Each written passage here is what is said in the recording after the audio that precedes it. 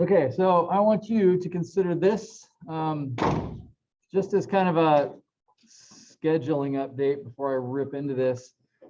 We will look at 7.2 some more today, although we got a great start on it yesterday. So I'm really intending to spend maybe the first half of today talking about example after example after example so that you feel really good about 7.2. And then give you some time at the end of today to work on, I mean, ideally it'd be smart to maybe get on my open math. And if there's any tricky questions, you can ask me. And then tomorrow, I'm hoping we can be kind of done today with 7.2. Tomorrow, then we can actually start reviewing tomorrow for the test. And just as an FYI, I did go in case you're one of those on the ball types. I did go in there and put a new, I kind of updated the review a little bit yesterday. So if you haven't been in there yet, you won't notice, but if you have, interesting to know. Okay, so let's just play with some examples here. I have a whole bunch of them and I'd really like you to see the big picture. Also, as I mentioned yesterday, you're coming up, I'm sure we're halfway there at least now, maybe even a little past. And one of the things you've got to do in your final project is go gather your own data. So just to kind of look at this from the big picture, and you may recognize this from a previous lab because this was a student lab. So you go out there and get some raw data. Notice this is weights of soccer players. This person did not tell. Now that time has passed, we don't know, is this like males or females? We don't know, is this like a team? What is this? Notice it's not it's not as maybe well labeled as it could be. But anyway, this is their weights. We also don't know, are these weights in pounds or kilograms or something like that? That doesn't seem to be given here. That's not necessarily so good, but that's your final project. Like, go get a bunch of data. This person found a whole bunch of soccer weights. Looks like they found almost 200 of them. And notice what's kind of cool, and you should be good at this now. They made a sort of a frequency distribution based on some classes. Since there was 200 data points, they couldn't graph them all. So they said, oh, let's make 6 classes. I don't know if they did a good job with that. They made a count, and then something interesting happens that we learned for the first time, which is, hey, look, that data is basically normally distributed. And again, if you think about it, that kind of makes sense, doesn't it? Wouldn't weights, especially if it was something like a soccer team where everybody kind of is, I don't know, of the same style, that it kind of makes sense that that'd be the case. And of course, lots of people that weigh, whatever the average is. Notice we don't know what the average is. A lot of people that weigh the average. There's a few people that are heavier, a few people that are lighter, but this is a great example of kind of a classic case of a normal distribution. But again, what's powerful about this in the big picture, your assignment, and even what I did yesterday, you were always kind of, and a few of you even asked about this, you're always kind of given the mean and the standard deviation, like where did those come from?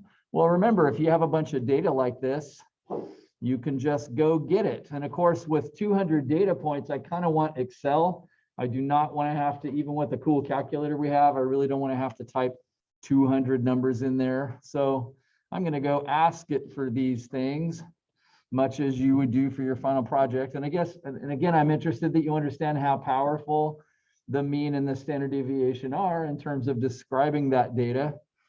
And you should remember that the command for that was not mean like you might think, but average. Here's a cool trick that I Google searched a little while ago. I think I remember it. If you're up here and you're, trying to grab all the data, actually I'll show you this later. For now, I'm just going to grab them all. There's only 200. That isn't that bad. Notice up here it says that cells A3 through A200. So I close that parenthesis off and boom, I have the mean. So the mean weight is now apparently 127. I can round that how I want. Remember, as a rule of thumb, if your data happens to be whole numbers, it's a good rule of thumb to let your calculations be one less than that. I'm sorry, one more. So there's the mean. And let's see, should I be going for a population or a sample standard deviation? It's not an obvious answer. Anybody have any thoughts on that? Well, population, If it's the entire soccer team, that's exactly right. We don't really know, but if this is the entire soccer team, does it make sense this could be a population standard deviation? Because that's all of them. If it was just a sample of like all the soccer players in the whole country or whatever, then it'd be a sample standard deviation, but we actually don't really know. However, with 200 people, almost 200 people on this list, watch how close they are to the same. So let's see, I forgot the command, standdev. Oh yeah, there it is. And let's see, I could type it, but I forgot what the list was. A3 to A200, was that it? A3 colon A200.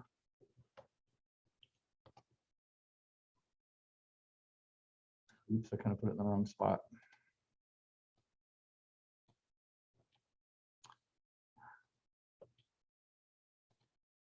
So this was, or I forgot which one did I do? Population. So population standard deviation. But what happens if I do the sample ST, gotta say equals.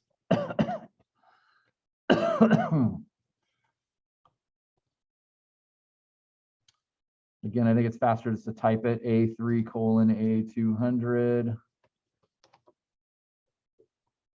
Can you see those okay from where you're sitting? Why are those so close? Yeah, remember what you're dividing by. Remember how you divided by n, which again is about 200. I didn't count how many there were, it's about 200. If you divide by 200 or you divide by n minus 1, 99, those are such big numbers that it almost doesn't make a difference. Where sample standard deviation is really powerful is when you don't have that much data. But notice they're about the same. So in a sense, who really cares? I guess I'll stick with population. Notice, interestingly, if this gets rounded to 2 decimal places, that actually ends up 12.0. So just don't forget where these come from. In your assignment, they're just going to be given to you. But remember, somebody's got to calculate this stuff, and that's you. So as far as your final project goes, those are 2 huge calculations you're going to want to tackle. And so let's just make up a couple of problems now pertaining to that.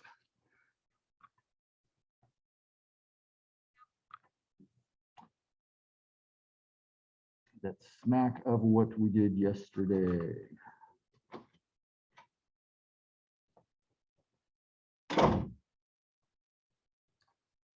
So we just discovered,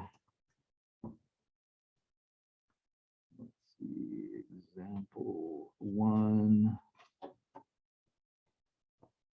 I forgot, was this female soccer heights? I guess I can't see it anymore. Female soccer weights, I think it was. And so we found the mean was, anybody remember? I can't see it now. It's frustrating.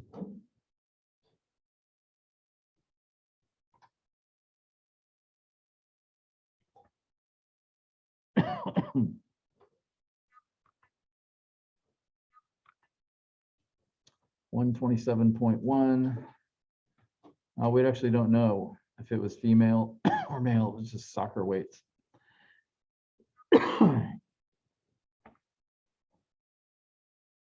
So 127.1 and the standard deviation was 12.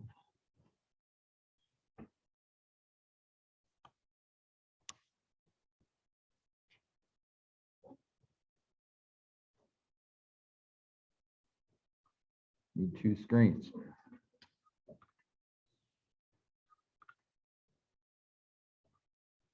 Why is that not sharing?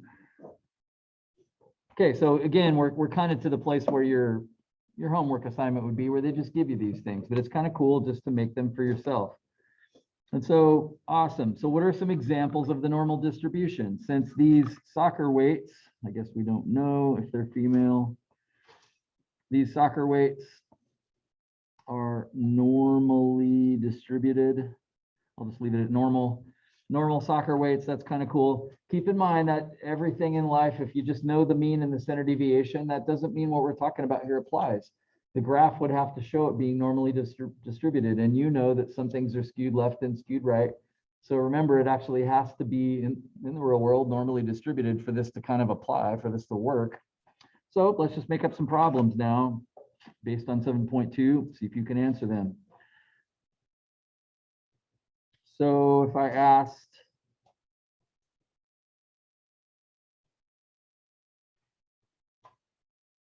find the percent of players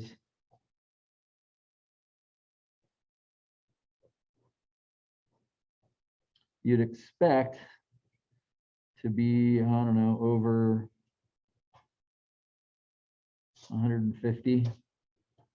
I'm going to call these pounds just because I don't know what they are. So can you answer that? Punch calculator buttons. Again, this is what's cool about this is this might be a sample. You might have sampled some of the soccer players in the country, and now you have a reliable mean and standard deviation. You know, it's not perfect, but at least it's decent. And now you're making predictions, which is kind of cool.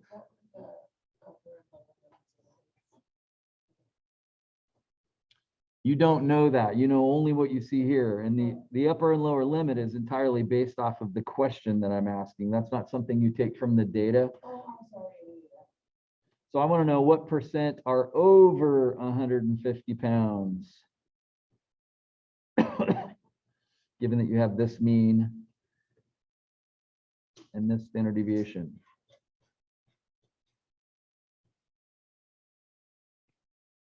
You don't need to draw a picture of this, but it doesn't hurt to do that. It's not a bad thing at all to do that. You should at least picture it in your head. In a sense, the only reason you wouldn't need to draw a picture is if you're getting good enough at this that you just picture it in your mind. And so you got a picture, you just don't need to draw it. So there's the mean, there's the pile of people in the middle. They're around 127 pounds.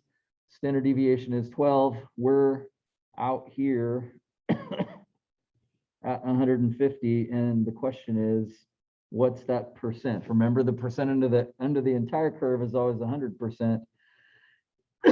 We want to know that percent. Now that I see the drawing, and I might even recognize that, you know, if I take 127 and I add 12 to it, that's 139. Notice 150 is more than one standard deviation above that. If I keep adding another 12, notice I get up to 151. So that's around 2 standard deviations above the mean. That's just kind of interesting to know. So I'm not going to get a very large percentage for this. That's kind of the idea. Based on the picture, certainly less than 50%. But now that I realize it's like 2 standard deviations up there, maybe I even have a better guess than that. So armed with this picture, maybe what you type into your calculator makes more sense to you now. Normal CDF, remember that's found in the distribution button right at the top. And the syntax, according to your note sheet, is lower limit and then upper limit. This is where the picture comes from. What should I put for an upper limit? Well, remember, 3, 4, 5 standard deviations is pretty far out there. I don't know, I'm just going to put 500 pounds. Nobody in class put that. Every single person in here would put a different answer to this. Just put some big number. 999, whatever. Just don't make it barely over 150. And then the mean is next. And the standard deviation is next. What does your machine say that answer is? Again, notice there's normal CDF and normal PDF, and you got to be careful which one. We're doing cumulative because we're trying to accumulate. We're trying to add all of those up. I got 0.028.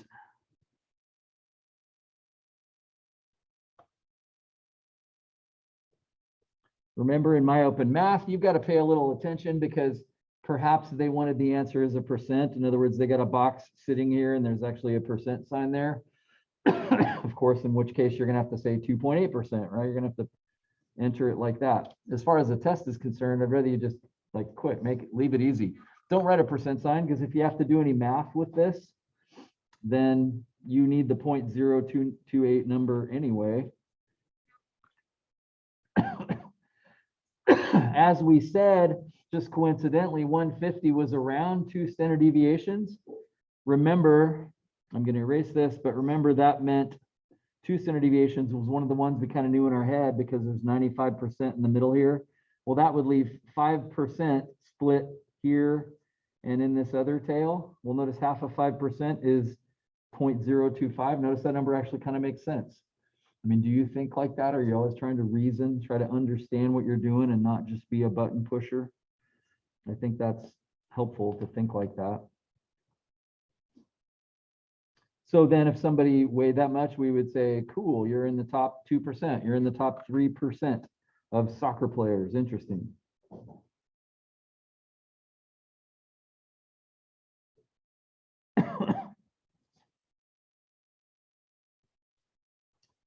Other questions while we have this data in front of us? Other interesting questions a person might ask.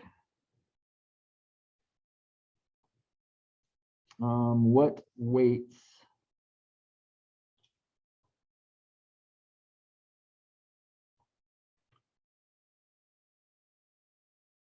actually, let's say it this way. What weight defines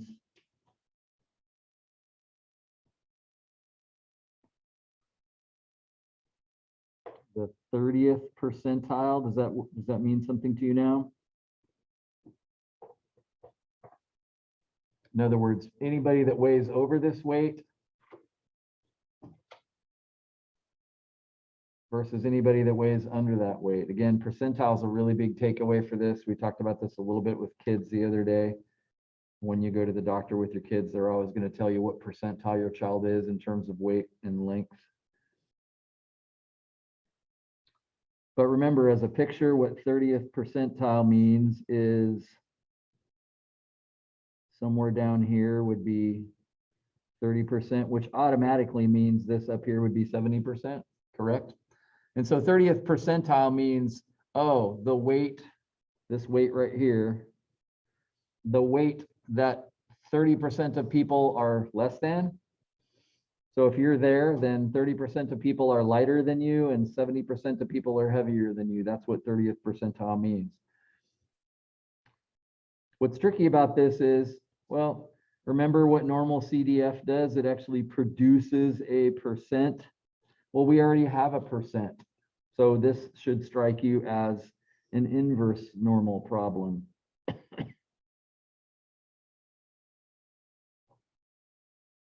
Inverse normal, you always put in the area to the left. In this particular problem, I'm fortunate because I'm interested in this location and the area to the left is clearly 0.3 or 0.30.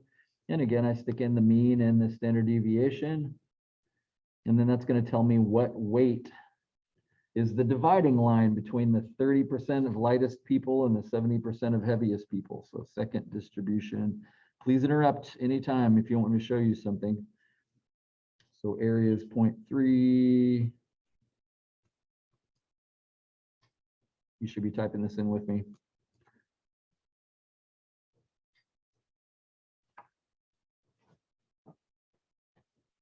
I got 120.8 pounds. But again, I'd like you to stop to think, does that make sense? Would that answer make sense?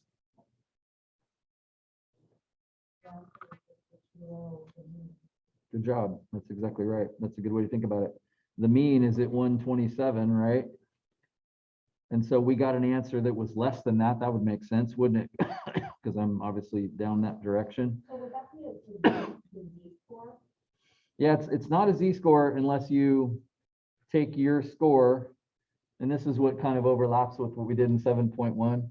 Practically speaking, I don't even think I'm going to give you a 7.1 question on the test because, and part of the reason that existed is these calculators that do this for us are fairly new. You had to change everything into a Z-score because there was just a table that you used. But now we've got a machine, thanks to that equation that I showed you a couple of days ago, that kind of does this automatically. But you used to have to convert things to Z-scores in order to get these percentages. You kind of had no choice. What's confusing about like reading the book because it has that in it a lot, so it's really confusing trying to like read that and figure it out from the book, and so it can use the calculator. Yeah, and I'm purposely sort of trying to demonstrate, I'm leaning heavily on technology in the way that I'm teaching this class. In the sense that we have a machine that will do this for us. So let's spend our time trying to understand what we're doing instead of all of our time trying to figure out these convoluted calculations. Now that we have a machine that will do it, let's let the machine make the calculation and spend our time understanding the concept. So yeah, in the book, or sort of in the old days, another approach to this would have been to turn everything into kind of a z-score. So this 150 back up here, I would have had to turn that into a z-score. And then I would have and if you have a z-score, then the mean is 0 and the standard deviation is 1. And so the book will reference, looking stuff up in a table sometimes. And, I'm not going to show you that at all in this class because, again, I'm just trying to keep it simple for you. But there's a downside to that because, we are pushing a lot of buttons. We're going to different buttons on the calculator, and that can have its own sense of kind of mystery to it. Most of 7.2 was like how to solve these problems with the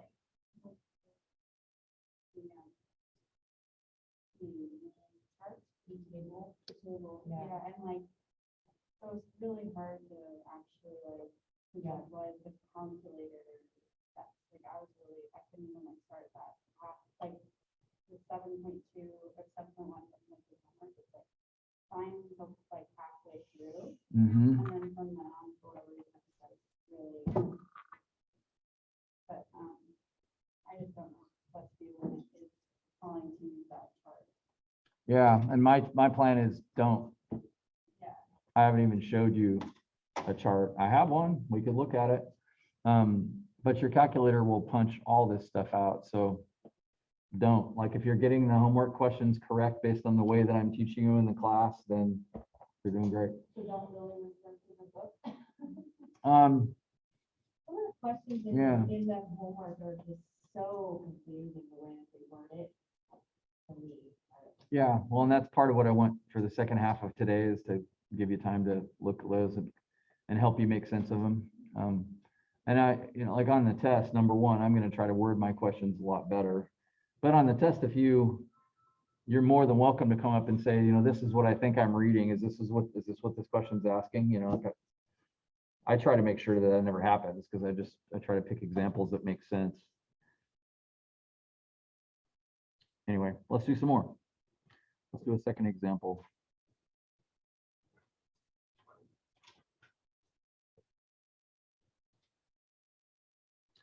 Let's see, what shall we do? This is kind of annoying to have to go back and forth, but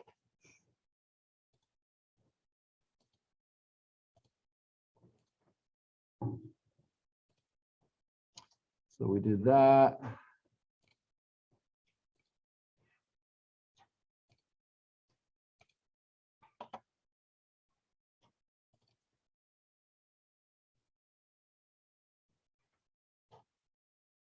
So this is kind of cool. This is also kind of a pediatric question.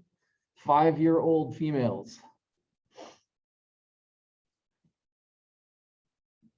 And so again, we have kind of a whole bunch of data here. Not that much. It looks like only about 80 numbers. And so notice these are kind of scattered all over the place. And so again, we want the mean and the standard deviation. I think this is a good example though of a place where probably it'd be the sample standard deviation because this isn't obviously all 5-year-old females. Again, it's not very complete data because, is this America? Is this American kids? Different nationalities have different general heights. And so that's maybe something I would need to know, but let's not overcomplicate it. We just got a bunch of data.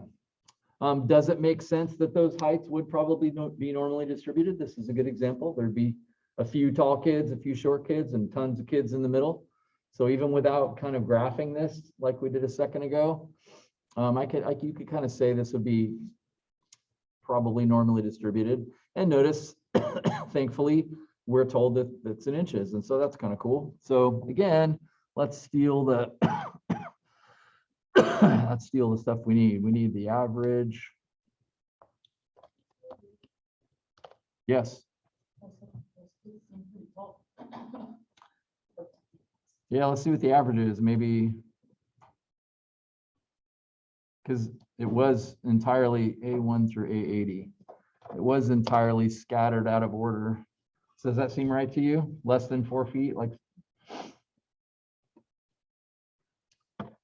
equals. So I'm going to do a sample standard deviation this time. I saw a second ago that the data was in A1 through A80. Notice this time the data was collected not as a whole number, but as you might expect, that's not very accurate. And so they collected it out to one more decimal place. So because this is one decimal place, does it make sense these calculations are rounded again the way they ought to be, one more decimal place? So let's make up some questions armed with that. So I'm writing down the mean and the standard deviation since I'm about to lose it, 42.22. And I'm going to use the symbol for sample standard deviation, the correct symbol for that. I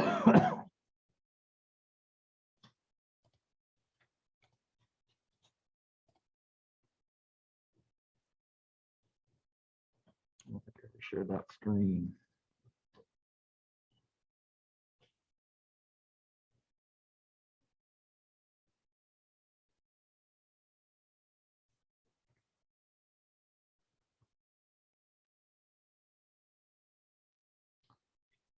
So 5-year. So what questions could I make up? Could you make up some questions? 5-year-old email heights in inches. So we have a mean and a sample standard deviation. Actually, those aren't the right symbols, are they?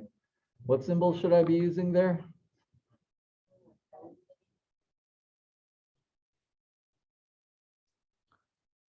If this is not a population mean, but a sample mean, what's the symbol for that?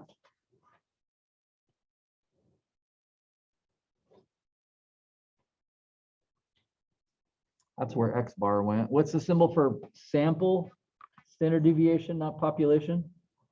An S. Now, again, you're not going to see that super often just because these symbols, mean and sigma, mu and sigma are used a lot more often. But whatever. It's kind of good to think. Okay. Again, very interesting example. So let me ask you this question, since it's a very practical one. What percentile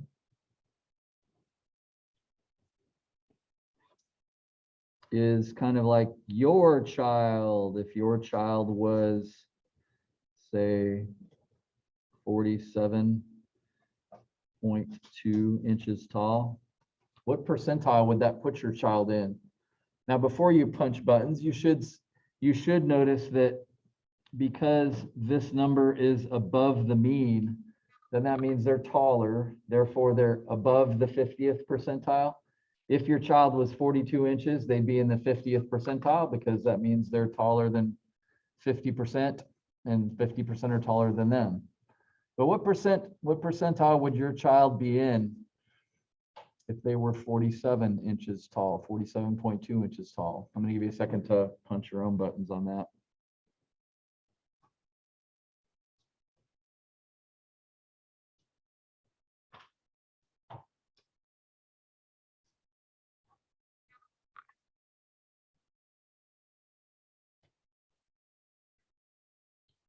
And also, it's not obvious. Is this like a normal CDF question or an inverse normal question?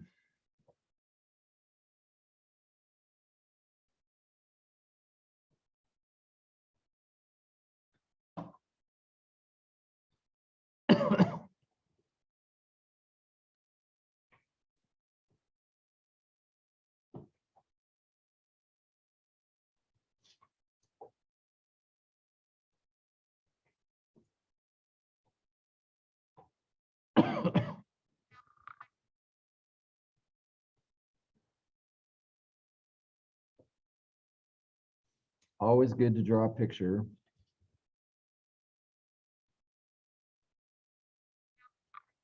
So since the average is 42.22, my child clearly up here, 47.2 inches tall. So percentile means, well, two different answers. I'm interested in percentile is kind of always to the left. So I'm really interested in what's that percent right there. That's the percent I'm after. I can see that it's more than 50%. Now that I kind of draw the picture, I'd guess it's be more like 80%, like maybe my child's in the 80th percentile. Now that I've thought that a little bit, since I'm looking for this percent right here, that's what tells me this is a normal CDF question. I'm looking for a percentage, and I have to be able to type in upper and lower limits. Now that I see the picture, I can see that this is my upper limit, and then my lower limit is some, well, tiny number down there. Remember, that goes forever. So normal CDF. Lower limit, I'm going to say something crazy, -1,000. A child cannot be -1,000 inches tall. You might say, oh, it's 0. There's not a right answer to this. Remember, it goes forever. You should probably be putting some negative number in there. But just make sure it's small. 0 probably would have been just fine.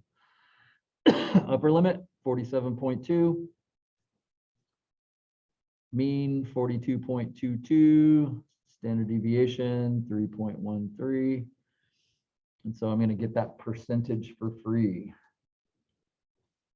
Second distribution, normal CDF.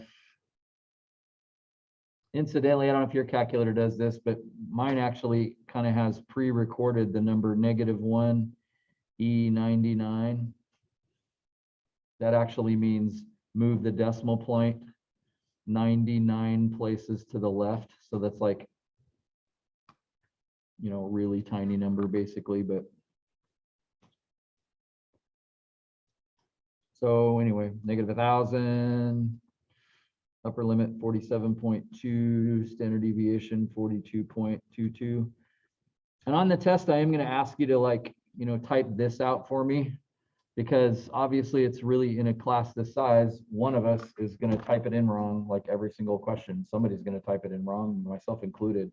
So that one of the downsides of the calculator is if you don't type it in right, you're going to get the wrong answer. And then it's going to be hard for me to grade, because did you just type something in wrong, or do you have no idea what you're doing? I can't tell. So it's really important to kind of type out what I said here. And then if you type it in your calculator wrong, well, then I can recognize that you just typed it in wrong. So I got, excuse me, I got 0.944. Does that mean something to you?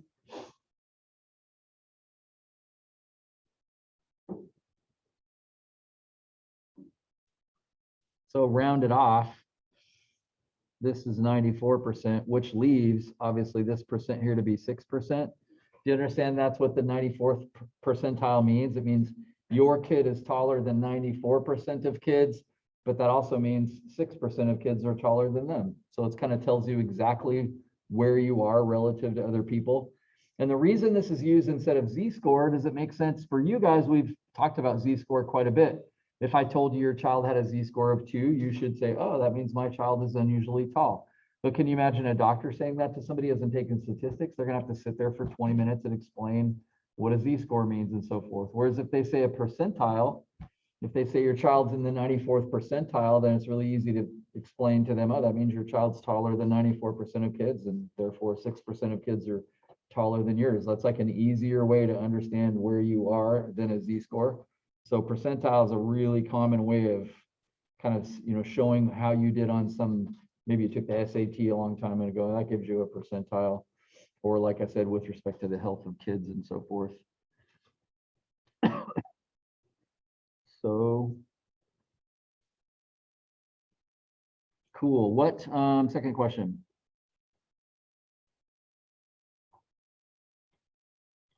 What heights define the middle 90, let's go to 8. 98%. So this person is interested in kind of the extremes. This is pretty far out. What heights define the middle 98%? What's the lower limit? What's the upper limit? Again, you should be getting to where you're answering these yourself. I'm going to give you some time to think about this before I just answer it. But we are talking about this picture right here.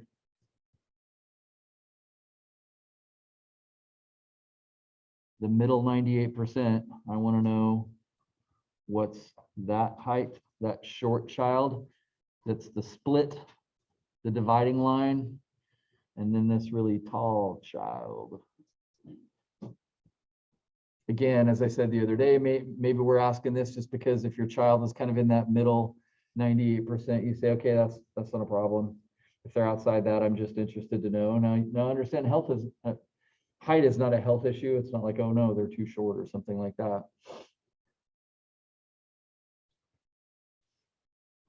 Give you a second to think about it.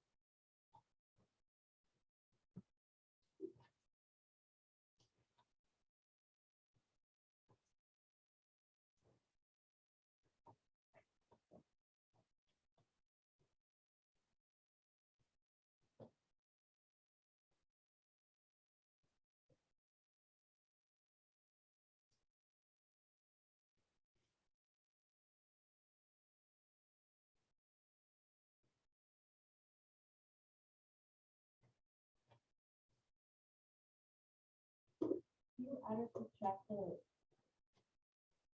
two standard deviations. Say that again. You like add two standard deviations for the mean and subtract two standard deviations. No, because you don't know, because that's not 95%. If it was 95%, that'd be two standard deviations above and below the mean. What you do know from this is because this is the middle 98%, then obviously that leaves 2%, but it's in the middle, therefore that leaves a split of 1% in this tail and 1% in that tail. So that's kind of all the percentages now. I know kind of the whole thing, so that adds up to 100%. Cool. Notice in this problem, I'm not looking for a percent. I already know the percent. That's an example of a place where I need inverse normal. I already know the percent. Inverse normal says area to the left of whatever spot you're concerned with. So if I'm doing this one right here, the area to the left of that is 0.01. And then I put in my mean and standard deviation. And that's going to give me a height. Now remember, the middle of this is 42.22. That was the average height of, what was this data, 5-year-old females. That's the average height in the middle. So this is going to be, quite a bit shorter than that. What do I get? inverse normal 0.01, 42.22.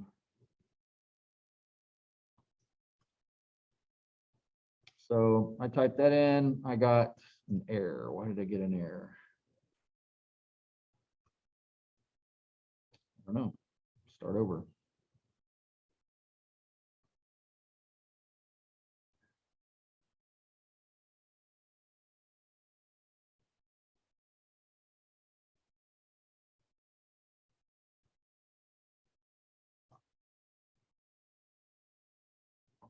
I got 34.9 approximately. Again, I'm just pushing buttons. So now I stop to think, does that make sense? Yeah, I guess that makes sense because the average height was 42 and I'd be, you know, way down here at somebody quite a bit shorter than that. It's less than 42. I mean, if this had been 37, I would have thought that made sense too. So that's actually this height.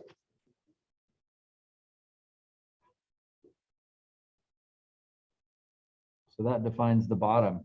So that'd be the number that defines the first percentile. Does that make sense? So if my child was shorter than 34.9, I don't know if I'd be worried, but I'd think, wow, my child's really short. I hope that, you know, hope there's nothing wrong with health. I would want to, and the doctor would too, kind of want to keep an eye on that just to make sure there's not some kind of growth problems and so forth. So again, that's why this is powerful to know. We're predicting the future. All we know is the mean and the standard deviation. And yet, because these heights would be normally distributed, now we can say, yeah, there's not very many kids. There's only 1% of kids that are actually shorter than 34.9 inches when they're 5 years old, females. What about this top one? How is it different? Moving.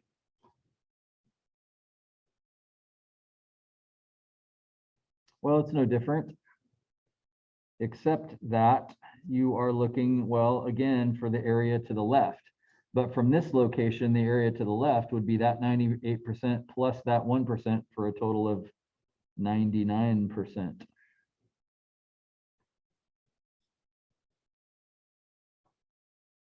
So if you rerun your calculation with 0.99 in there, you get the tall end, which is 49.5.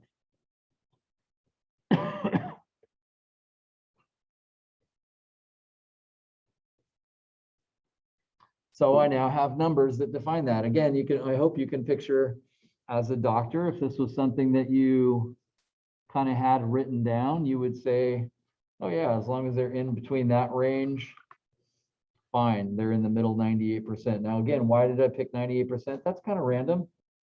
Wouldn't we be more inclined, based on what we've studied in this class, to pick the middle 95%? Because that's what we kind of said was usual.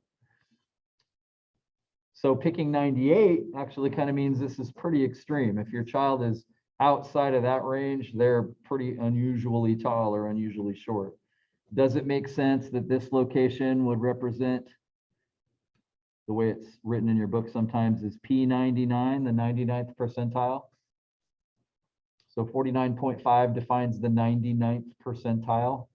If you're that height, you're taller than 99% of other 5-year-old females, but they're still 1% taller than you. And this location would be P1, the first percentile. Only 1% of kids are shorter than you. Cool. Okay, let's see. Let's do one more, even more practical example.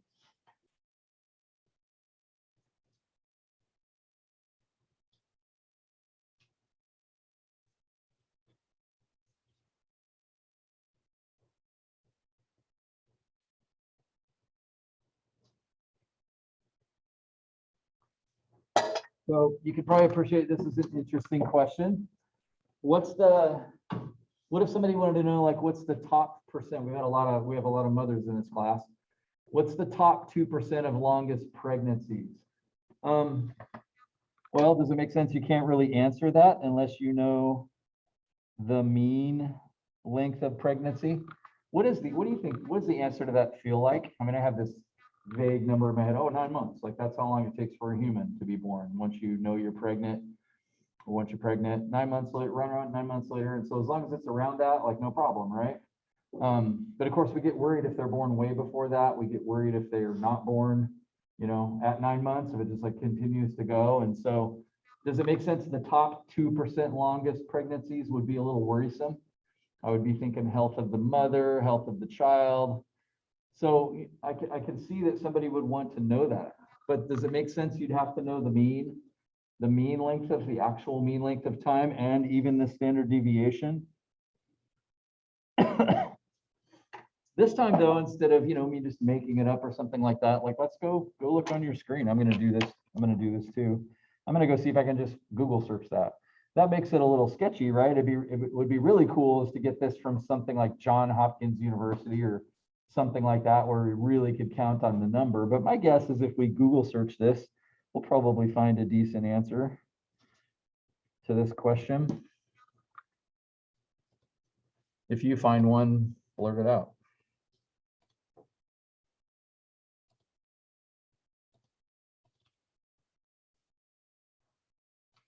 I don't even know what to type. Let's see, the mean length is a gestation.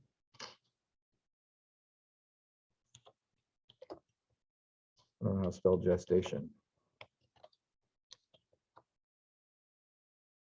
Mean length gestation period for humans. I don't know what to say. Humans. The average length of human gestation is 280 days. Anybody see? That was the first thing that showed up. So again, I'm thinking, yeah, I'm used to hearing 9 months. And so I kind of find myself thinking, I want to convert that to months and see if that's like 9 months just to check. But okay, let's use that number. But notice it did not tell us what the standard deviation was, but that's probably because I didn't ask for that. Mean length.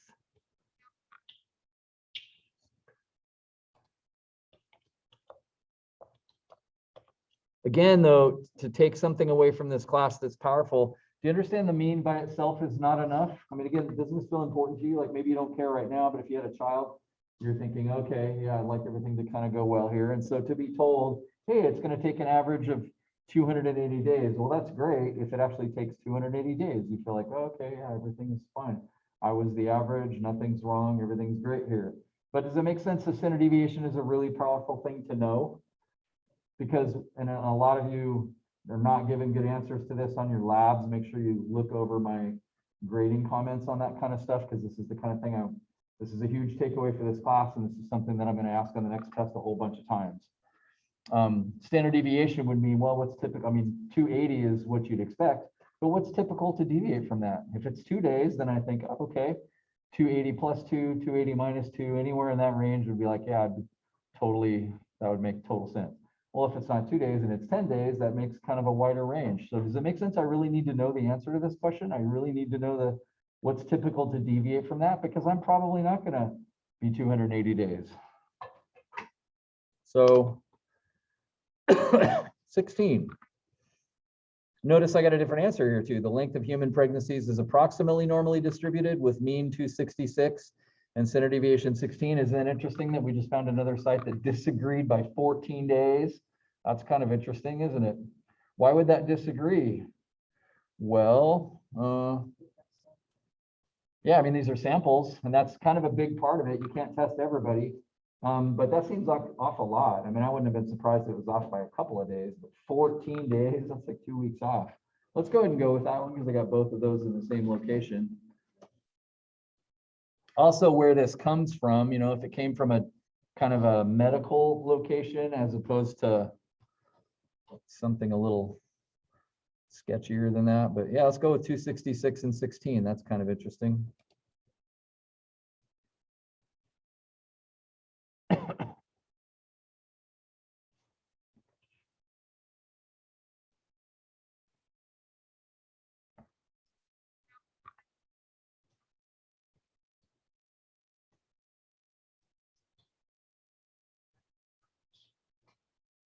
$16 days seems like a big number.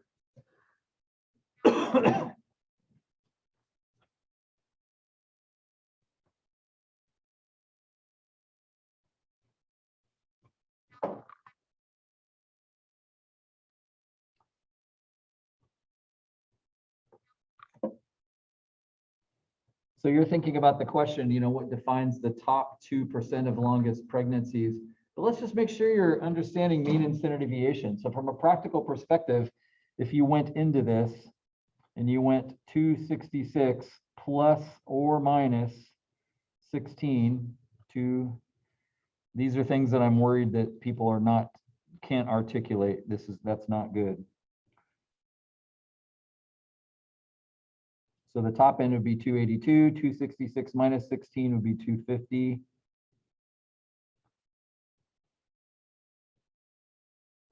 Does it make sense the range then from 250 to 282 would be really typical? That's what standard deviation means.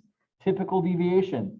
266 is the average, but it's typical to deviate from that by 16.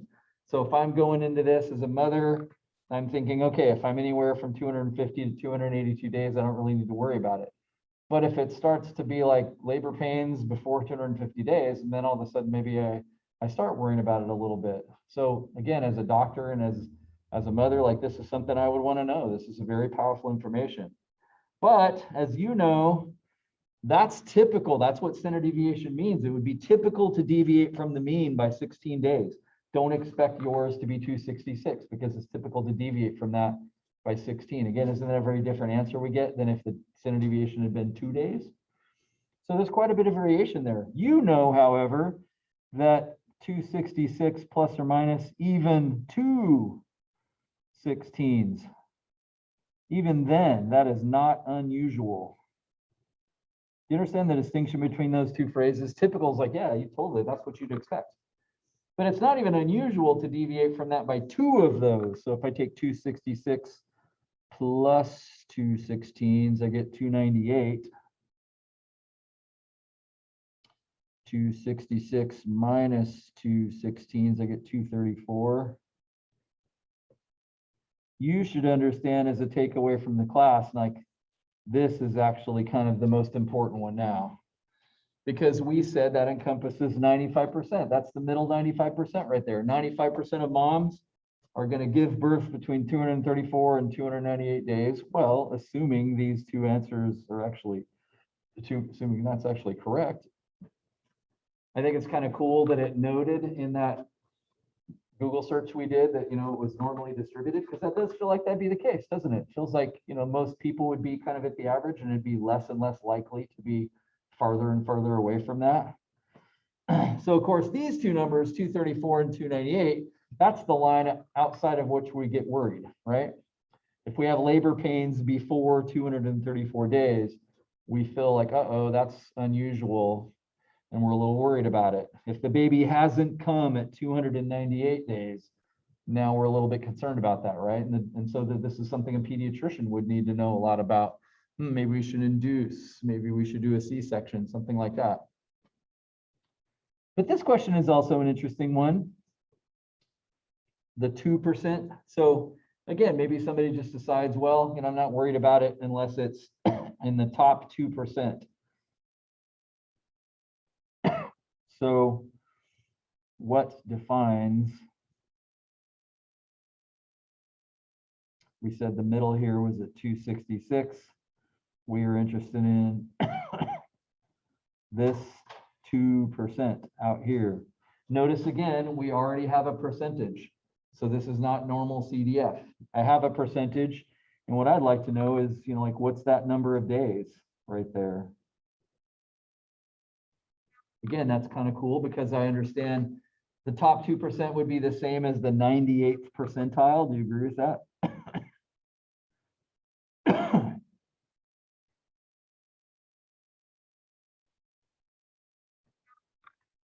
So I'm making up 2% kind of arbitrarily, but maybe that's a place where somebody starts worrying. Do you see this as an inverse normal question? What do you have to put in for the area though?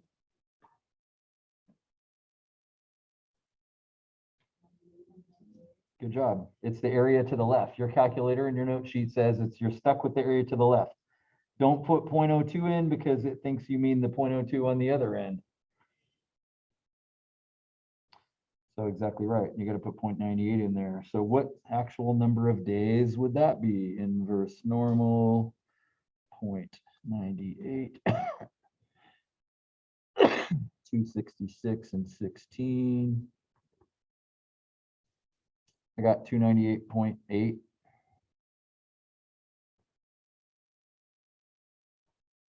Actually 298.9. Call it 299 days.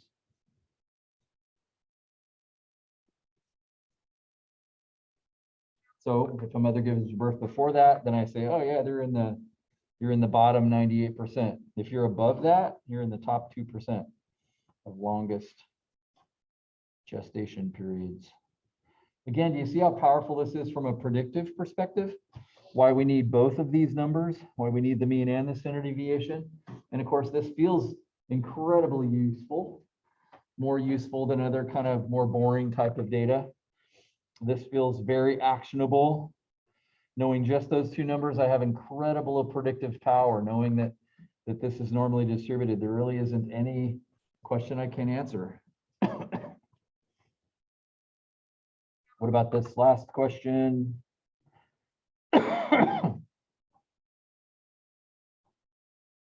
Let's say your child was born at 272 days.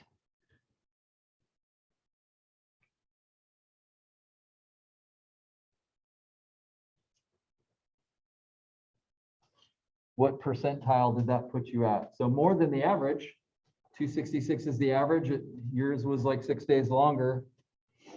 What percentile does that put you at? You should know it's more than 50% because you're more than halfway. There's just 100 useful and interesting questions that you could ask based just on this alone. Notice I'm asking for a percentage. That's a hint as to what you should be doing.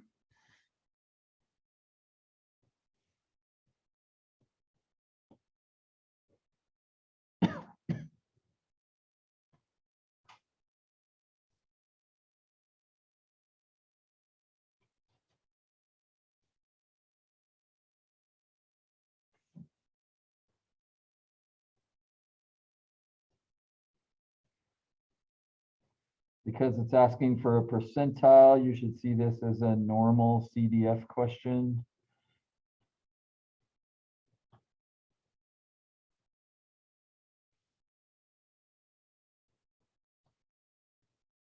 But where does 277 go? Remember how there was an upper limit and a lower limit, and then I put in the mean and the standard deviation. But what's the upper and the lower limit? Again, maybe you need to draw a picture of this.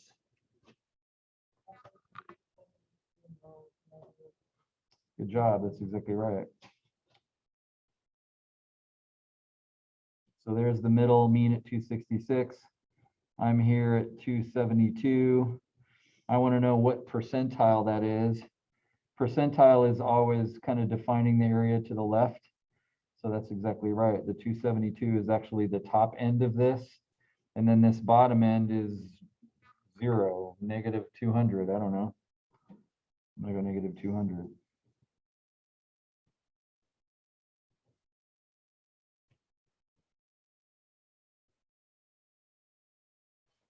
So second distribution, normal CDF, lower limit negative 200, upper limit 272, mean 266, standard deviation 16. I got 0.646.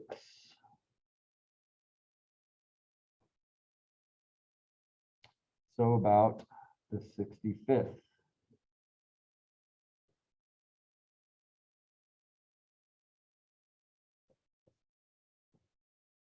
So if I'm a mom, I'm thinking, oh, that's good. That's good.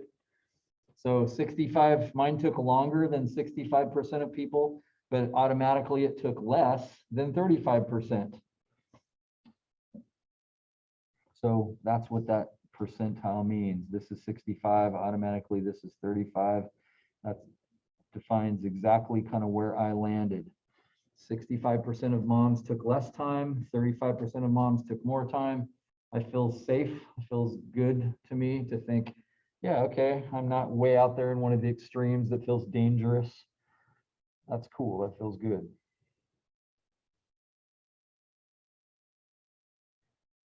Let's see.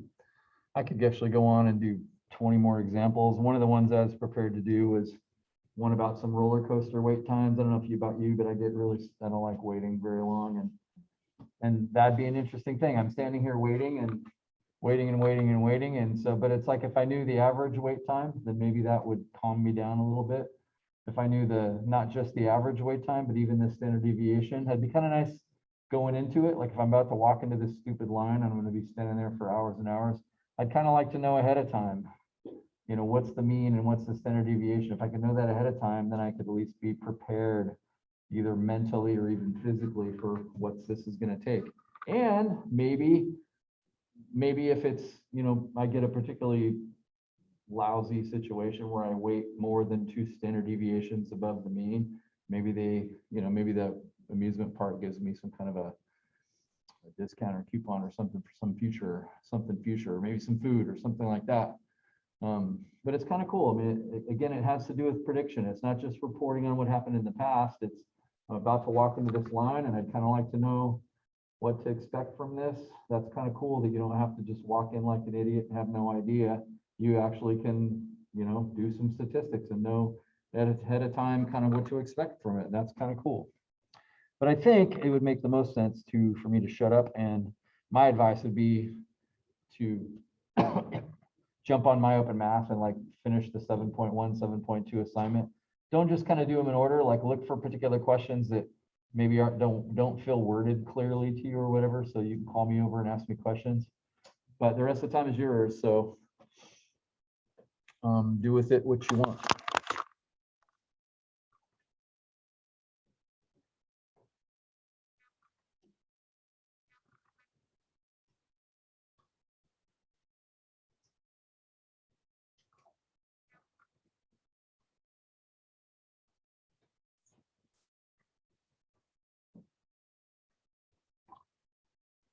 So Mitzi, I also see that you just popped on. I think you can hear me. You're more than welcome to jump on your assignment, even if this is a little bit not as useful for you because